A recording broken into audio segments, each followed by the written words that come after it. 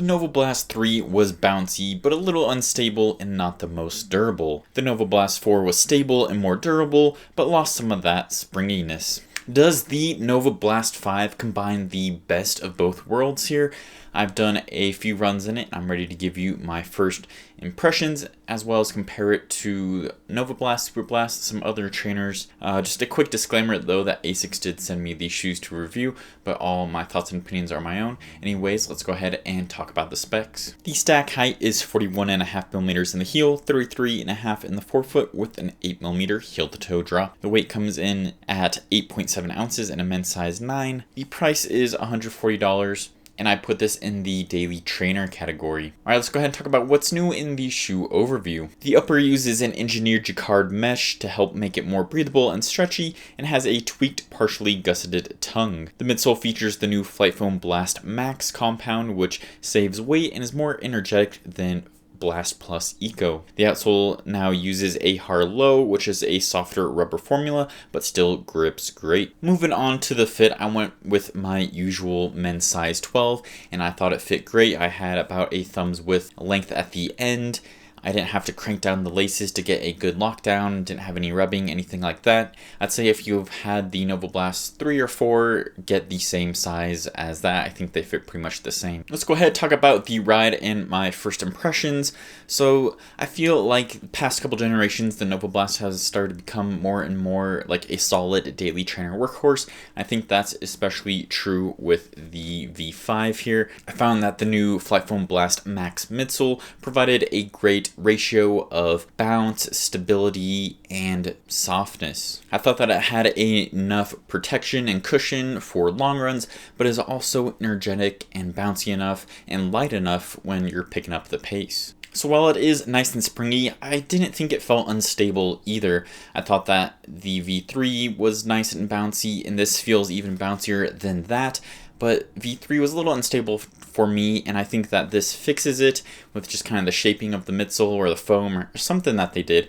But I think that it feels bouncier, but also more stable, kind of like the best of both worlds between the 3 and the 4, and actually I prefer this over both of those. So I only have about 30 miles on these shoes so far. I'm not seeing much wear on the outsole, just maybe a little bit of the exposed foam, but nothing crazy. Wrapping up this section though, I think that the Novablast 5 is still a super versatile daily trainer that can do everything from long runs to tempo runs, and the Flightfoam Blast Max is definitely a winner. Alright, now let's go ahead and do a few quick comparisons. The first shoe I'm going to compare the Novablast 5 to is the Novablast 4. So I've already kind of done some comparisons through this video, but let's go a little more in depth about it. So they both have the same stack heights, and honestly they don't look too different, but they definitely feel different.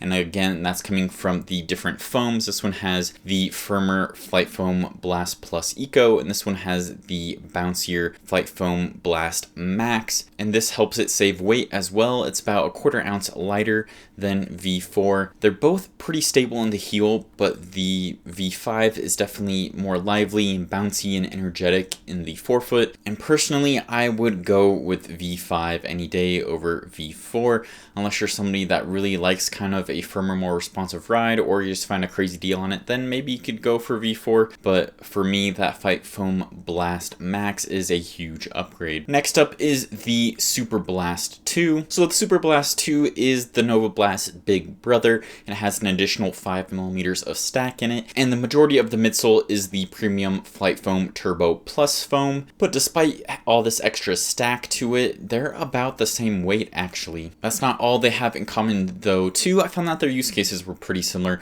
They're both super light and versatile, that can do anything from long runs to being able to pick up the pace, kind of a one shoe to do it all. That being said though, with the extra foam of the Superblast, I do prefer it more for longer runs to have that extra protection, and that more premium energetic foam is my preference for doing marathon workouts, but I do prefer the Novablast 5 for daily training and easy runs. But honestly, I feel like the Novablast 5 is definitely becoming a little bit closer to the Superblast and is almost like a Superblast Junior. Next up is the Rebel V4 from New Balance.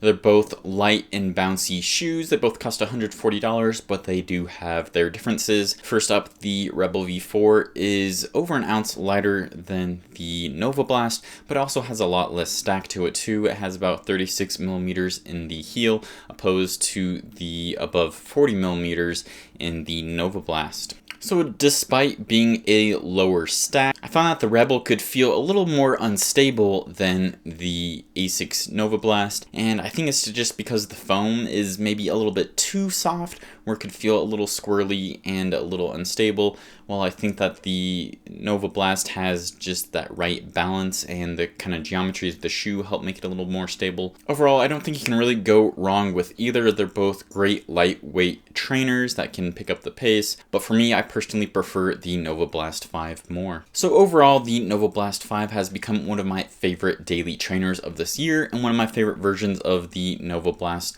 overall. It has a nice balanced ride of being able to be versatile for doing long runs, picking up the pace. So far it's holding up great. I think that it's a solid trainer. And honestly, I am giving a lot of props here to that Flight Foam Blast Max midsole. I think that's the biggest change here that's making those big differences that I really like. And again, it's feeling kind of more like a sleeker, more budget-friendly Superblast in a way. So I want to hear from you. Have you tried the Novablast 5 yet? What are your thoughts? Are you going to pick a pair up? Let me know in the comments down below. Thanks for watching, and as always, keep on running.